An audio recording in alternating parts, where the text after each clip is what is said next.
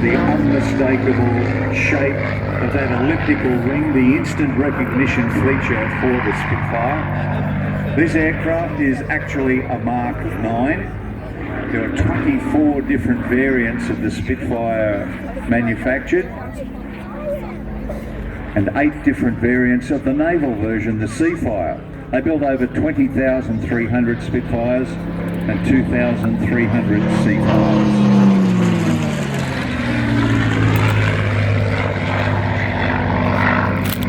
First flew in 1936, March in fact, and it was designed to use the Rolls-Royce PV-12, PV for private venture, which later became known as the Merlin.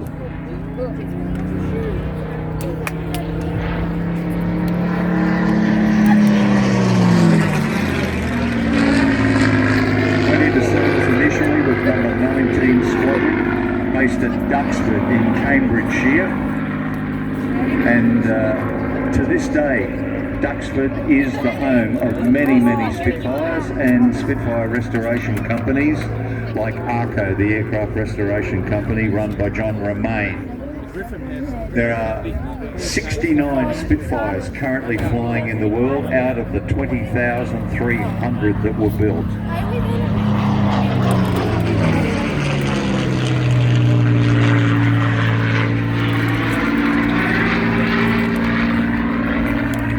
The Spitfire, like the Hurricane, formed the backbone of the RAF's operations during the Battle of Britain.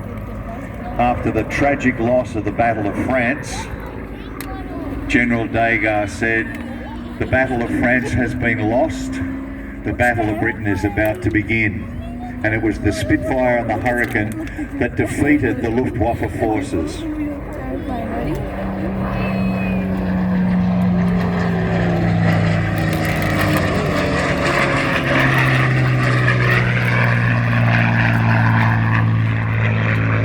Rolls-Royce Merlin, V12, 1650 cubic inches, came out in a variety of models of different horsepower, up to about 1450 horsepower. Two-stage, two-speed supercharger in this aircraft.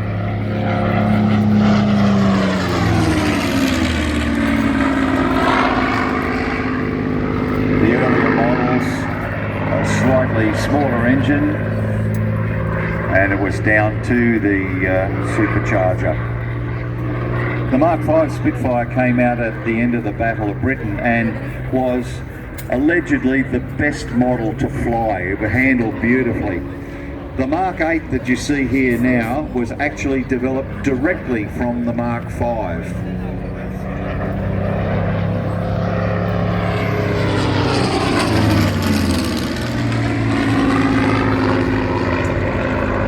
Development took place to counter the Focke-Wulf 190, the German fighter, big radial engine fighter. There is an example of a reproduction aircraft here in Australia. Some of you may have seen that up at Scone. But that Focke-Wulf 190, Eric Winkelbrown, the test pilot in the RAF, said the Focke-Wulf 190 had a rate of roll that would tear the wings off a Spitfire.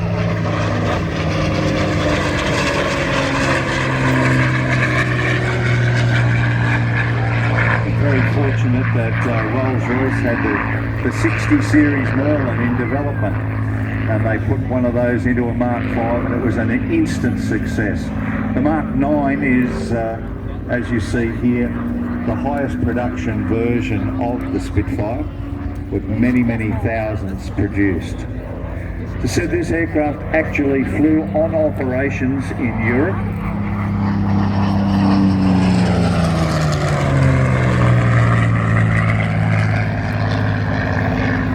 This machine actually flew with a Norwegian squadron operating within the RAF, and it was flown by one of their more senior aces.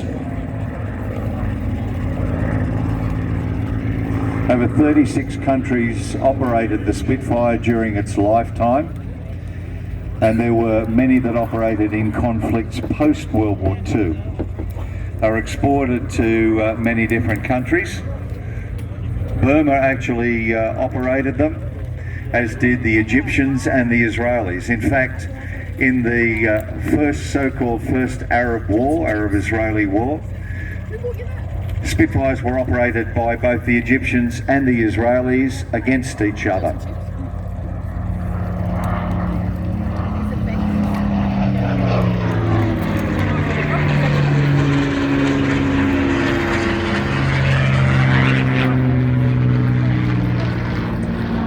Fitted with a variety of different armament, from 8 machine guns through to 2 cannons and 4 machine guns, and finally, in the later marks, 4 20mm cannons.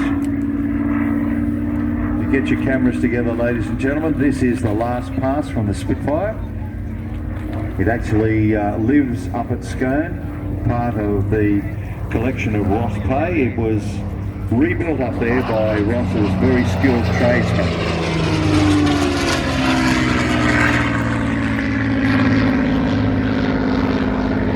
And what a way to finish that display, the beautiful victory roll.